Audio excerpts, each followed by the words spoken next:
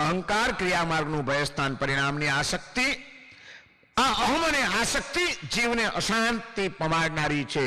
એ બંને તૂટે કેવી રીતે એ માટેનો ત્રીજો માર્ગ છે નિર્ભય અને સરળ માર્ગ છે ભક્તિ માર્ગ. જ્યાં ભક્તિ માર્ગ આવે છે ત્યાં અહંકાર પણ ટકતો નથી અને આસક્તિ પણ ટકતી નથી. અને એટલા માટે કીધું કે પરમાત્માના ભક્ત બની જાઓ. આત્માએ પરમાત્માના ભક્ત બની જવું જોઈએ. ભક્તિ એટલે માત્ર જઈને દર્શન કે પૂજા કરી આવી એનું જ નામ ભક્તિ નથી. ભક્તિ હૃદયના ભાવ સાથે જોડાયેલી છે. હૈયાને ભીંજવે એનું નામ ભક્તિ. ભગવાન પાસે જઈએ, દર્શન પૂજન વગેરે ક્રિયાઓ કરીએ અને હૃદય ભાવથી ભીંજાય નહીં, ટાઢક વળે નહીં, શીતળતા અનુભવાય નહીં, તો સમજવાનું કે હજી સાચી ભક્તિ આપણી થઈ શકી નથી. ભક્તિનો ભાવ સાચો આવ્યો નથી. હૈયું ભીંજાઈ જવું જોઈએ. હૈયાને ભીંજવે એનું નામ ભક્તિ. આપણું હૃદય કેટલી વાર ભીંજાતું હશે પરમાત્માના મંદિરમાં જઈને. ભગવાનને પુષ્પ તો આપણે ઘણી વાર ચડાવ્યા હશે, પણ આંખમાંથી આંસુના બે બુંદ કેટલી વાર ચડાવ્યા પ્રભુ? આ અનંતકાળથી ભટકતા સંસારની અંદર જીવ શું નથી પામ્યો. બધું મળ્યું પણ પ્રભુ તું નહોતો મળ્યો. આજે મારો કેટલો મહાન પુણ્યનો ઉદય કે પ્રભુ તું મને મળ્યો. તારું આ જિનાલય મને મળ્યું, તારું આ જિનબિંબ મને મળ્યું, આરાધનાનું એક અવલંબન મને મળ્યું. પ્રભુ મહાન કૃપા કે આજે મારો દિવસ ધન્ય થઈ ગયો. આપના દર્શન થયા એ વિચાર આવ્યો હોય અને હૃદય પુલકિત થઈ ગયું હોય, ખમાસનું આપતા આપતા જીવન ધન્ય બની ગયાની અનુભૂતિ અને પ્રભુના ચરણે બસ જાણે કે સમર્પિત થઈ ગયો છું એ ભાવ સાથે આંખમાંથી બે બુંદ પડી ગયા હોય આંસુના, એવા દર્શન આપણા જીવનમાં કેટલી વાર થયા? ભગવાનને જોઈને હર્ષના આંસુ કેટલી વાર આવ્યા? ભગવાનને જોઈને પ્રભુ તું આવો મહાન વિતરાગી અને હું ક્ષણે ક્ષણ રાગમાં પલટાયેલો મહારાગી, પ્રભુ કેમ તારી અને મારી વચ્ચે આટલું બધું અંતર છે? કંઈક કરુણા કરી દે પ્રભુ, કોઈક એવી કૃપા દ્રષ્ટિ નાખી દે પ્રભુ કે મારી આ રાગ રસાઓ તૂટી જાય અને તમારા જેવી વિતરાગતા મારા આત્મામાં પ્રગટ થઈ જાય. પ્રભુ મારી આસક્તિઓને ધોઈ નાખો, પ્રભુ કરુણા કરો, હું તમારા ચરણોનો સેવક છું. એ પ્રાર્થના કરતા કરતા આંખમાંથી આંસુના બે બુંદ પડી ગયા હોય કે કેમ આટલું બધું અંતર પડી ગયું પ્રભુને મારીની વચ્ચે. એવા દર્શન કેટલી વાર થયા આપણા? ભક્તિને સ્થૂળ ભક્તિમાં અટકાવી નથી દેવાની. બાહ્ય ભક્તિ જરૂરી છે. દર્શન કરતા હશો, પૂજન કરતા હશો, પ્રભુનો સ્પર્શ કરતા હશો તો કોક દિવસ ભાવ જાગશે. એ બધું જ જરૂરી છે.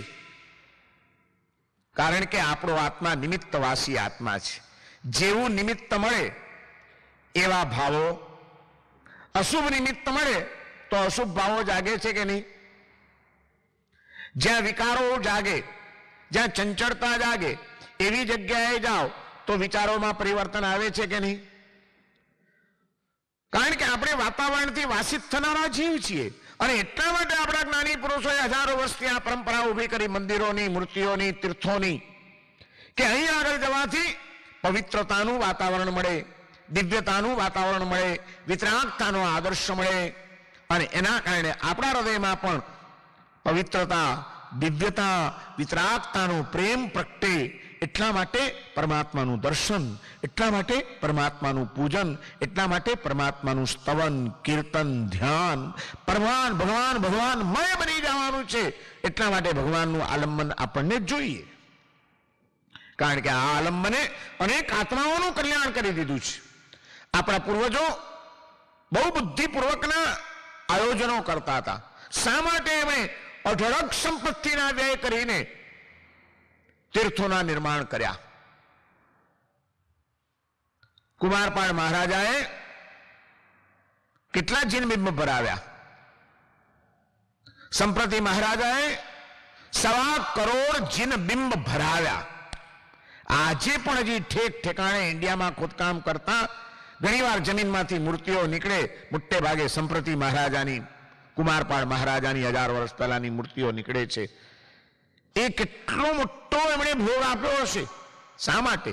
એટલા માટે કે આ કળીકાળની અંદર આ બાળ જીવોને માટે તરવાનું આલંબન જો કોઈ રહેશે તો આ ભગવાનની મૂર્તિઓ રહેવાની છે.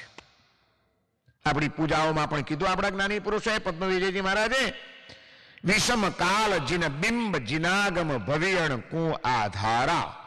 આ વિષમ કાળમાં વિષમ કાળ ભવિયણ કુ આધારા, ભવિજનોને માટે આધારભૂત તત્વો કયા? વિષમ કાળ જીન બિંબ જીનાગમ ભવિયણ કુ આધારા. ભગવાનની મૂર્તિઓ અને ભગવાનના શાસ્ત્રો એ જ તરવાનું આલંબન રહેવાનું છે. અને એટલા માટે જ તમે આ પુણ્ય કાર્ય કર્યું છે. બે માટેના બે આલંબન ઉભા કરી દીધા ને. એન્ટવર્પ સંઘે બહુ બુદ્ધિપૂર્વકનું કામ કર્યું. દેરાસરો એકલા બનતા એ નહીં ચાલે, એકલા ઉપાશ્રયો બનતા એ પણ નહીં ચાલે. પણ અહીં તમે જીન બિંબ ના આલંબન તરીકે જીન મંદિરનું નિર્માણ કર્યું અને જ્યાં જીન વાણીનું અધ્યયન થાય, જીન શાસ્ત્ર, જીન બિંબ અને જીન આગમ, એ આગમોનો સ્વાધ્યાય થાય, આગમોની વાણી સાંભળવા મળે, જ્ઞાન મળે, સ્વાધ્યાય મળે, સામાયિક મળે, એ માટે આ આરાધના ભવન ઉપાશ્રયનું નિર્માણ કર્યું. અને આ બંને આલંબનો જે વિષમકાળની અંદર જરૂરી છે એ આજે એન્ટવર્પ સંઘને માટે સુલભ બની ગયા. એ તમારો પુરુષાર્થ, તમારી ભાવના, તમારા સંઘનું ઐક્ય અને તમારો સંપ એના કારણે છે. બહુ મોટું આલંબન તમે તમારી ભવિષ્યની પેઢીને આપીને જવાના છો. પણ એ આલંબન સદાય માટે આવું ઝળહળતું રહે એ માટે વારંવાર જે હું કહું છું, ફરીથી એકવાર કહીશ કે એ માટે જે અદ્ભુત તમારા સંઘની એકતા છે, એકતાને ક્યારેય તૂટવા દેતા નહીં. સંઘનું સંગઠન એને કોઈ ધક્કો પહોંચવા દેતા નહીં. અને ક્યાંય પણ વિભાગીકરણ થાય સંઘની અંદર, કોઈ ભાગલા પડે, એવી કોઈ પણ પ્રવૃત્તિ, એવી કોઈ પણ વ્યક્તિ, એવી કોઈ પણ વાત, એનાથી દૂર રહેવાનો પ્રયત્ન કરજો. સંઘની એકતા સૌથી મહત્વની છે. એ વાતને કેન્દ્રમાં રાખજો. એની ખાતર આપણે આપણા અહમ છોડવા પડે તો છોડી દેજો. આપણે આપણા મમત્વ છોડવા પડે, છોડી દેજો. આપણે આપણી વિચારધારાઓમાં થોડું બાંધછોડ કરવી પડે, કરી લેજો. પણ ભગવાનનો સંઘ ખંડિત ન થવો જોઈએ. સકલ સંઘની એકતા મજબૂત રહેવી જોઈએ. એક જ લક્ષ્ય રાખજો તો કામ થઈ જશે. નવી પેઢીને વારસો એ આપીને જવાનો છે. હું આ ને હું તે બધા ટાઇટલો ભૂલી જવાના. અમે દેરાવાસી, આ સ્થાનકવાસી. ઠીક છે, વ્યવહારથી તમે બોલો કે સ્થાનકવાસીનું પ્રતિક્રમણ અહીં થશે ને દેરાવાસીનું અહીં થશે. બાકી કોઈ વાસી છે જ નહીં, બધા તાજા છીએ આપણે. વાસી રહેતા જ નહીં, સદાય તાજા, હસતા ને ખીલતા, એકબીજાને હાથમાં હાથ મિલાવીને ચાલતા, હૈયું મિલાવીને ચાલતા. મારું જુદું છે, તારું જુદું છે, કોઈનું કંઈ નથી, બધું આપણું છે, સંઘનું છે, ભાવિકોનું છે, આરાધના માટેનું છે. આવો ઉપયોગ કરો. એક જ ભાવ સાથે જો આપણે આગળ વધીશું તો પરમાત્માની સાથેનો આપણો સંબંધ પ્રગાઢ બની શકશે. પરમાત્માની શરણાગતિ સ્વીકારવાની છે. હૃદયને ભાવથી ભીનું ભીનું બનાવી દેવાનું છે. અને એવું હૃદય ભાવથી ભીનું બનેલું હોય ત્યારે એ પ્રભુના ચરણે શુંનું શું અર્પણ કરીએ કંઈ ખબર પણ ન પડે ક્યાં અર્પણ થઈ ગયું. અને આપણા પૂર્વજો આપણને સતત એ પ્રેરણા આપતા રહ્યા છે. 1000 વર્ષ પહેલાનો આપણો ઇતિહાસ એક અદ્ભુત ગૌરવ ગાથા સમો બની ગયો છે. મહારાજા કુમારપાળનું 18 દેશની અંદર સામ્રાજ્ય ચાલી રહ્યું છે. અને કુમારપાળ મહારાજાના મુખ્યમંત્રી હતા ઉદયન મંત્રી. એક વખત સૌરાષ્ટ્રનો કોઈક એક નાનકડો રાજા જરા આડો ફાટ્યો છે. દાંત દેતો નથી, પ્રજાની સુરક્ષા સલામત નથી અને સમજાવવા છતાં સમજતો નથી. ત્યારે ન છૂટકે કુમારપાળ મહારાજાને એની સાથે યુદ્ધ કરવાનો નિર્ણય કરવો પડે છે. કુમારપાળ મહારાજાએ સેના તૈયાર કરવાની આજ્ઞા કરી અને ત્યારે ઉદયન મંત્રી ઊભા થઈ જાય છે. મહારાજા, એક નાનકડા ગામનો કોઈક નાનકડો રાજા જરાક આડો ચાલે અને એમાં આપી જવાનું હોય, આપ તસ્દી લેશો નહીં. આ સેવક બેઠો છે, હું બધું સંભાળી લઈશ, મને આજ્ઞા આપો, હું જાઉં છું, જોઈ લઉં છું. કુમારપાળ મહારાજાએ કીધું ભલે. અને ઉદયન મહામંત્રી એના 2 દીકરાઓ હતા, આમ્રભટ્ટ અને વાઘભટ્ટ, અંબળ અને બાહડ, જે સરસેનાપતિઓ હતા. એમને આજ્ઞા કરી કે સૈન્યને સજ્જ કરો અને આપણે યુદ્ધ કરવા જવાનું છે. અને ઉદયન મંત્રી એમના બંને દીકરાઓની સાથે વિશાળ સેના લઈને, શસ્ત્ર સરંજામ લઈને પાટણથી નીકળે છે અને સૌરાષ્ટ્રની ધરતી ઉપર યુદ્ધ કરવા જવાનું છે. અને દળમજલ કરતા કરતા કરતા કરતા હાથી છે, ઘોડા છે, બધું જ છે અને એની પર સવારી આગળ વધી રહી છે. ગુજરાતની સરહદ વટાવીને સૌરાષ્ટ્રની સરહદમાં પ્રવેશ કરે છે.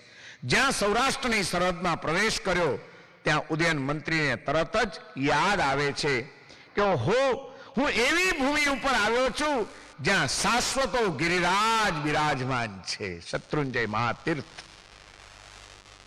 ને તમને તે દિવસે કહ્યું હતું ને કે શ્રાવક સંસારના કામ કરવા ગયો હોય તો એ જાત્રા કરવાનું ભૂલે નહીં. યુદ્ધ કરવા નીકળ્યા છે, જાત્રા કરવા નથી નીકળ્યા. પણ સૌરાષ્ટ્રની ધરતી ઉપર પગ મૂક્યો અને તરત જ વિચાર આવ્યો કે અહીં સુધી આવ્યો છું ને આદિનાથ દાદાના દર્શન કર્યા વિના જાઉં, પ્રભુને ભેટ્યા વિના જાઉં, પ્રભુની પૂજા કર્યા વિના જાઉં. જિંદગીનો તો શું ભરોસો છે, કદાચ કાલે યુદ્ધમાં ખતમ પણ થઈ જવું, પણ એ પહેલા એકવાર આદિનાથ દાદાને ભેટી લેવા દો. ભાવ જાગે છે. સોરઠ દેશમાં સંચર્યો, ન ચડ્યો ગઢ ગિરનાર, શત્રુંજી નદી નાયો નહીં, એનો એડે ગયો અવતાર. સૌરાષ્ટ્રના 2 જાજરમાન તીર્થો શત્રુંજય અને ગિરનાર. શત્રુંજયની યાત્રા કરવાના ઉદયન મંત્રીને ભાવ જાગ્યા. અંબળ અને બાહડ 2 જે સરસેનાપતિ છે એને પોતાના પુત્રો જ છે, એને આજ્ઞા કરે છે સૈન્યને કહો આ બાજુ વળે, યુદ્ધ તો કરશું, ભલે એક દિવસ મોડું થાય પણ તીર્થની સ્પર્શના કરીને જવું છે. પાલીતાણા પહોંચે છે, સૌની સાથે પહાડ ઉપર ચડે છે, યાત્રા કરવા માટે ઉપર પહોંચ્યા છે. સ્નાન કરીને ભગવાનના પૂજન કરવું છે. પૂજાના વસ્ત્ર પહેરીને પ્રભુના ગભારામાં જાય છે, પ્રભુના દર્શન કરે છે ઉદયન મંત્રી. અને અચાનક એની દ્રષ્ટિ સ્થિર થઈ જાય છે. એ જમાનામાં લાકડાનું દેરાસર હતું, કાષ્ઠનું. અખંડ દીવા 2 બાજુ સ્ટેન્ડ ઉપર બળી રહ્યા છે. અને દર્શન કરતા કરતા અચાનક ઉદયન મંત્રીની નજર પડી કે ગભારામાં 2 ઉંદરડાઓ દોડાદોડી કરી રહ્યા હતા. અને ઉદયન મંત્રીને વિચાર આવ્યો કે અહીં પહાડની ઉપર જંગલી ઉપદ્રવ લાગે છે ઉંદરડાનો, છેક અંદર ઘૂસી આવ્યા છે. આ દોડાદોડી કરતા ક્યાંક જો એનો ધક્કો લાગ્યો ને આ દીવો પડી ગયો તો દીવો પડ્યા પછી આ લાકડાના મંદિરને સળગી જતા કેટલી વાર લાગશે. અરે હું જીવું છું અને મારા પ્રભુના મંદિરને કંઈક નુકસાન થાય, મારા પ્રભુનું મંદિર સળગી જાય, ધૂળ પડી મારી જિંદગીમાં ને ધૂળ પડી મારી સંપત્તિમાં. ગમે તે થઈ જાય, મારા પ્રભુનું જિનાલય વ્યવસ્થિત રહેવું જોઈએ, નિર્ભય રહેવું જોઈએ, સુરક્ષિત રહેવું જોઈએ. અને મનમાં ને મનમાં એક ભાવ જાગ્યો ને ત્યાં એને એક સંકલ્પ કરી લીધો કે યુદ્ધ પૂરું કરીને પાછો જઈશ અને જઈને પહેલું કામ શત્રુંજયના જીર્ણોદ્ધારનું ઉપાડીશ સ્વદ્રવ્યથી. જ્યાં સુધી આ લાકડાનું મંદિર જીર્ણોદ્ધાર કરીને સંગેમરમરનું મંદિર ન બનાવું ત્યાં સુધી આજથી જ મારે એકાશનાથી ઓછું પચ્ચખાંડ નહીં કરવું, બ્રહ્મચર્યનું પાલન કરવું અને ભૂમિ ઉપર સંથારો કરવો, જમીન ઉપર. 3 નિયમ મનથી સંકલ્પ લઈ લીધો, કોઈને કીધું નથી. કરવો તો એમ પણ કરી શકત કે યુદ્ધ થશે, પૂરું થઈ જાય, પછી જીવતા રહીશું તો આપણે જીર્ણોદ્ધાર કરાવશું. પણ 1 દિવસથી બાધા લેવાની જરૂર હતી રાજેશભાઈ? ક્યારે થશે જીર્ણોદ્ધાર? શત્રુંજયના પહાડ ઉપર સંગેમરમરના પથ્થરો લાવવાના, એને ચડાવવાના, એને ઘડાવવાના, એનું મંદિર બનાવવાનું કેટલા વર્ષ લાગે? એન્ટવર્પ સંઘને તો અનુભવ છે ને હવે કે એક મંદિર બનાવતા કેટલી તકલીફો આવે, કેવા પ્રશ્નો આવે, કેવા ઝંઝાવાતો આવે, અને એની વચ્ચે ઉત્સાહને ટકાવી રાખીને કેમ કામ પાર પડાય એનો પૂરો અનુભવ તમને થઈ ગયો છે. અને એ આજના યુગમાં જ્યારે આટલી મશીનરી વધી ગઈ છે, ટ્રાન્સપોર્ટેશન સુલભ બની ગયું છે, કોમ્યુનિકેશન પણ, હા તો હવે અહીંથી એક ફોન કરો મકરાણા અને જયપુર એટલે ફોનથી વાતચીતો ચાલે. એ જમાનામાં તો ઘોડેસવાર દોડાવવા પડતા હતા. કોમ્યુનિકેશન નહોતું, ટ્રાન્સપોર્ટેશન નહોતું, આજના જેવા સાધનો નહોતા. એ જમાનામાં શત્રુંજયનો જીર્ણોદ્ધાર કરતા કેટલા વર્ષ લાગે? જો તમને 14 વર્ષ લાગ્યા તો કેટલો સમય લાગે? અને ત્યાં સુધી જ્યાં સુધી પૂરું ન થાય ને પ્રતિષ્ઠા ન કરું ત્યાં સુધી એકાસનાથી ઓછું પચકાણ નહીં, બ્રહ્મચર્યનું પાલન અને ભૂમિ ઉપર સંતારો. મનથી સંકલ્પ કરી લીધો, કોઈને કીધું નથી, પાછા ઉતરી ગયા, યાત્રા કરીને પાછા આવે છે. સૌરાષ્ટ્રમાં જ્યાં યુદ્ધ કરવાનું હતું ત્યાં પહોંચે છે, ત્યાં યુદ્ધ ચાલુ થાય છે. સામેનો રાજા પણ મજબૂત હતો, ક્યાંય મચક આપતો નથી. 1 દિવસ ગયો, 2 દિવસ ગયા, 4 દિવસ ગયા, બંને સેનાઓ સામસામે લડી રહી છે, પણ કોઈ રીતે કઈ કંટ્રોલ આવતો નથી. રાજા દિવસો ઉપર દિવસો જાય છે અને હવે ઉદયન મંત્રી અધીરા થયા છે કે ક્યારે ગુજરાતના નાથ મહારાજા કુમારપાળનો વિજય ધ્વજ ફરકાવવું અહીં આગળ. અને છેલ્લે થાકેલા ઉદયન મંત્રી સાંજના સમય સૂર્યાસ્ત થાય એટલે યુદ્ધ બંધ થાય. યુદ્ધના પણ નિયમો હતા. રાતના મીટિંગ મળે છે. આમ્રભટ્ટ અને વાઘભટ્ટને બોલાવે છે અને બોલાવીને કહે છે કે હવે બહુ વિલંબ થઈ ગયો છે, જલ્દી વિજય મળવો જોઈએ. તમે તમારી મહેનત કરી છે, કાલે હું પોતે યુદ્ધની આગેવાની લઈશ. અત્યાર સુધી પ્લાનિંગ કરતા હતા, પણ મોકો આવે ત્યારે દોર પોતે સંભાળી લેવો પડે. નેતૃત્વ પ્રબળ હોય તો જ કાર્ય સફળતાપૂર્વક પાર પડે. ઉદયન મંત્રીએ કહી દીધું, કાલે તમારે કોઈએ નહીં, કાલે સૌથી આગળ મારો ઘોડો રહેશે, તલવાર મારા હાથમાં હશે, યુદ્ધ હું કરીશ, જેથી સૈન્યનો ઉત્સાહ તૂટે નહીં.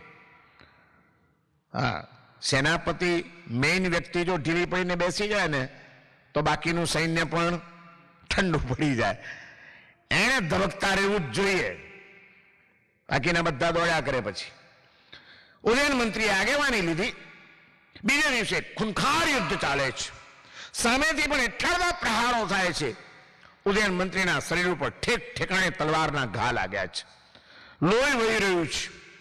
પણ ઉત્સાહથી ઉદયન મંત્રી આજે નિર્ણય કર્યો છે કે આજે ઇસ પાર કે ઉસ પાર કરીને જ રહેવું છે બસ.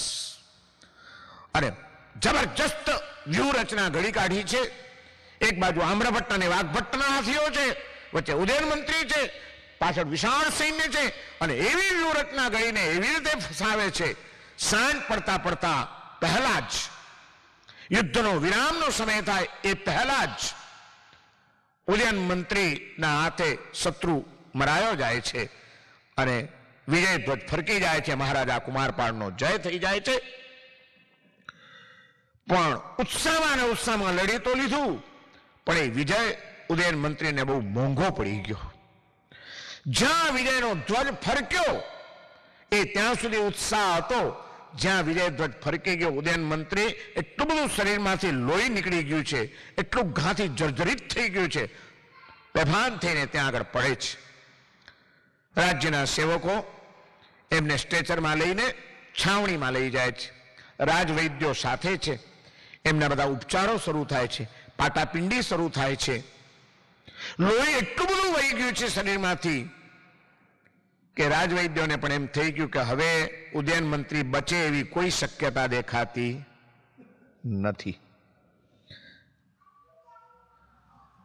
આમ્રભટ્ટ અને વાઘભટ્ટને વૈદ્યોએ કહી દીધું, એના બંને દીકરાઓને, કે બધો જ પ્રયત્ન આપણે કરી રહ્યા છીએ, પણ શક્યતા બહુ ઓછી છે કે હવે આપણે એમને બચાવી શકીએ, કારણ કે શરીર આખું ઘાથી જર્જરિત અને લોહી પુષ્કળ વહી ગયું છે. હવે એમનો પ્રાણ બચવો મુશ્કેલ છે. અને ત્યારે અનેક જાતની પીડાઓની વચ્ચે પણ ભગવાન આદિનાથને વંદના કરતા કરતા વેદના શરીરમાં ભલે હોય પણ પરમાત્માને વંદના જો ચાલુ હોય તો મૃત્યુ સમાધિ ભર્યું બન્યા વિના રહેતું નથી. વેદનાની વચ્ચે પણ વંદના કરવાનું ભૂલતા નહીં. કુમારપાળ ઉદયન મંત્રીના કાન ઉપર આ શબ્દો સંભળાઈ જાય છે કે હવે બચવાની શક્યતા ઓછી છે. અને ત્યારે ઉદયન મંત્રીને મોત સામે દેખાય છે. હવે શું થાય ત્યારે? હવે મારે મરી જવાનું? એવો મહાન ધર્માત્મા હતો, મૃત્યુનો કોઈ ભય નહોતો એને.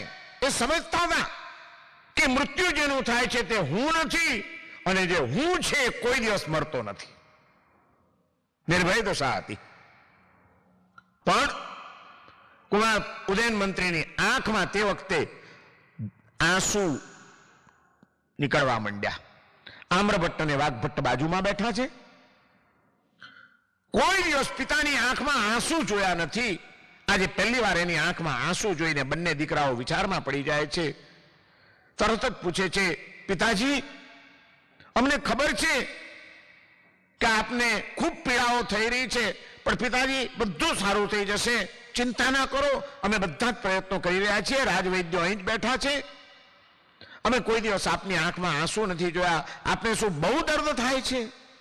ત્યારે એ મૃત્યુની અંતિમ ક્ષણો નજીક આવેલી છે. ત્યારે ઉદયન મંત્રી તૂટતા તૂટતા અવાજે વાત કરે છે, બેટા, મોતની મને કોઈ ચિંતા નથી, પણ મને એક દુઃખ છે. મારી પ્રતિજ્ઞા અધૂરી રહી ગઈ. આંખમાં આંસુ છે. અને ઉદયન મંત્રી આંસુ સાથે કહે છે, બેટા, મારી પ્રતિજ્ઞા અધૂરી રહી ગઈ છે. મારા પ્રભુના મંદિરનું શું થશે? આમ્રભટ્ટ અને વાઘભટ્ટ કહે છે, પિતાજી, કઈ પ્રતિજ્ઞા આપની? આપ કોઈ ચિંતા ન કરો. આપની જે અંતિમ ઈચ્છા હોય તે અમને કહો, અમે આપની ઈચ્છાઓ પૂરી કરશું. અને ત્યારે એ અંતિમ ક્ષણોમાં ઉદયન મંત્રી દર્દ ભર્યા અવાજે કહે છે, બેટા, આપણે જયારે યુદ્ધ કરવા નીકળ્યા, દાદાના દર્શન કરવા ગયા હતા, ત્યારે મેં મનથી આવો એક સંકલ્પ કર્યો હતો કે આ જીર્ણોદ્ધાર હું કરાવીશ. પણ હવે આ શરીરનું તેલ પૂરું થઈ ગયું છે, દીવો બુઝાવવાની તૈયારીમાં છે. મૃત્યુ થાય એનું દુઃખ નથી, પણ દુઃખ એક જ છે કે મારા પ્રભુના જીર્ણોદ્ધાર હું ન કરાવી શક્યો. મારી પ્રતિજ્ઞા અધૂરી રહી જશે. અને આખી જયારે વાત કરે છે કે મેં આ 3 પ્રતિજ્ઞા લીધી, ત્યાં તરત જ અંબળ પોતાના બીજા ભાઈ વાઘભટ્ટની સામે જુએ છે, બહારની સામે. અને બંને જણાએ આંખમાં જ વાત કરી લીધી.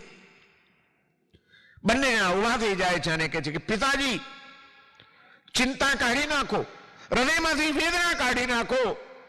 આપ કોઈ ચિંતા ના કરો. આપની પ્રતિજ્ઞા અમે લઈ લઈએ છીએ.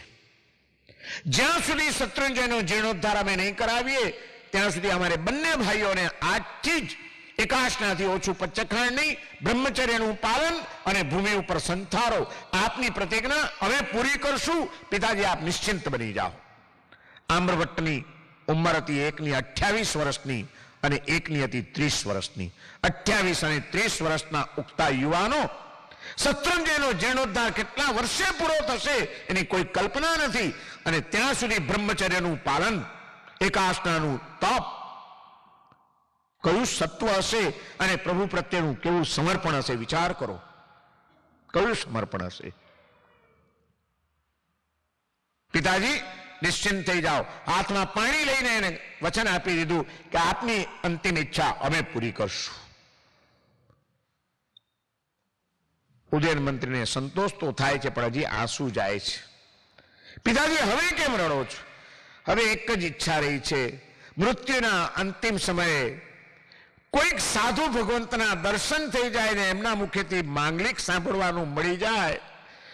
એક જીવનનો ભાવ હતો કે જ્યારે પણ મૃત્યુ પામીશ ત્યારે કોઈક મુનિરાજના ચરણોમાં મસ્તક ઝુકાવીને એમના મોઢેથી માંગલિક સાંભળતા સાંભળતા પ્રાણનો ત્યાગ થાય. પણ અહીં આગળ ક્યાં મને આજે મહારાજ સાહેબ મળશે? અને ત્યાં આમ્રભટ્ટ અને વાઘભટ્ટ બંને જણા વિચાર કરે છે, પિતાજીની કોઈ પણ અંતિમ ઈચ્છા અધૂરી ન રહેવી જોઈએ. પિતાજી ચિંતા ન કરો, હજી વૈદ્યોના ઉપચાર ચાલુ છે, બધું સારું થશે અને અમે તાત્કાલિક તપાસ કરીએ છીએ. આજુબાજુના કોઈ પણ ગામડામાં મારા સાહેબ હશે તો હમણાં જ એમને બોલાવી લાવીએ છીએ. મીટિંગ કરી બહાર જઈને ક્યાંથી સાધુ લાવવા, સાધુ મળે ક્યાંથી, વિયારકરને આવે ક્યારે, ત્યાં સુધીમાં તો કામ પતી જાય. યુદ્ધના મેદાનમાં સૈનિકોને પાણો ચડાવવા માટે એક બહુરૂપીને સાથે રાખેલો હતો, જેને જાત જાતના રૂપ ભજવતા આવડે. અને આમ્રભટ્ટ અને વાઘભટ્ટને વિચાર આવ્યો કે આપણે એને તૈયાર કરીએ. બોલાવ્યો એને, ભાઈ આજે તારે એક મહત્વનું કામ કરવાનું છે, અમે તને કપડાં આપીએ છીએ, સાધુના કપડાં પહેરી લે, સાધુ થવાનું છે અને તારે આવવાનું છે અમારા પિતાજીની પાસે. સાધુ તરીકે જ તારે પૂરેપૂરો પાઠ ભજવવાનો છે. આવીને ધર્મલાપ કહીને ઉભો રહેજે. એમને બે સારા ધર્મના વચનો સંભળાવવાના અને પછી માંગલિક સંભળાવવાનું. બહુરૂપીને બધું જ આવડતું હતું, એ શીખી રાખ્યું હતું, કોક વાર કામ લાગે. માંગલિક તો આવડે જ ને તમને બધાને.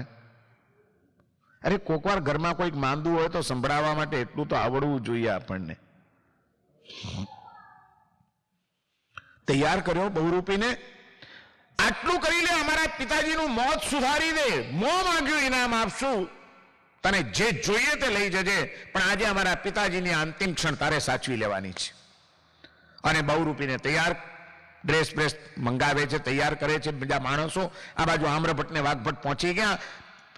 પિતાજીને કહે છે, પિતાજી ખુશ થાઓ, બાજુના જ ગામડામાં એક મારા સાહેબ મળી ગયા છે, અમે વિનંતી કરીને આવ્યા ઘોડા ઉપર બેસીને અને બસ એ નીકળી ચૂક્યા છે, હમણાં થોડીક જ વારમાં ઝડપથી આવી રહ્યા છે, પધારશે અને આપને માંગલિક સંભળાવી દેશે. અનેક જાતની પીડાઓમાં પડેલા ઉદયન મંત્રી, ચેતના ધીમે ધીમે મંદ પડી રહી છે, કઈ ખ્યાલ આવ્યો નથી અને ત્યારે પથારીમાં પડ્યા છે. અને એટલામાં પેલો બહુરૂપી સાધુના વેશ પહેરીને આવી ગયો. પધારો મુનિરાજ, પધારો. ઉદયન આમ્રભટ્ટ ને વાઘભટ્ટ આવકાર આપે છે. અને ત્યાં ધર્મલાભ, મંત્રીશ્વર કોઈ ચિંતા ન કરશો, આપણો આત્મા અમર છે, આ શરીરનો નાશ થાય છે, આત્મા તો અનાદિની યાત્રામાં જવાનો છે. અને મંત્રીશ્વર તમે તો કેટલી ધર્મ આરાધનાઓ કરી છે, એની અનુમોદના કરજો, જીવનમાં કરેલા સત્કાર્યોની અનુમોદના કરો, બધા જીવોની સાથે ક્ષમાપના કરી લ્યો, ઉપદેશ આપે છે. અને પછી કહે છે, લ્યો માંગલિક સાંભળો. અને ત્યાં માંગલિક સંભળાવે છે. ઉદયન મંત્રીના આત્માને એટલો સંતોષ થઈ જાય છે. હા, યુદ્ધના મેદાન ઉપર, યુદ્ધની ભૂમિ ઉપર મને કોઈક મુનિરાજના દર્શન થયા, એમના મુખેથી મને માંગલિક સાંભળવા મળ્યું, ધન્ય થઈ ગયો, ધન્ય થઈ ગયો. આંખમાં આંસુ હર્ષના છે હવે. અને મુનિરાજના ભાવથી માંગલિક સાંભળી રહ્યા છે. મૃત્યુના અંતિમ ક્ષણે કોઈકને માંગલિક મળી જાય ને ઘણાનું જીવન સુધરી જતું હોય છે. બહુ અદ્ભુત છે આ કામ.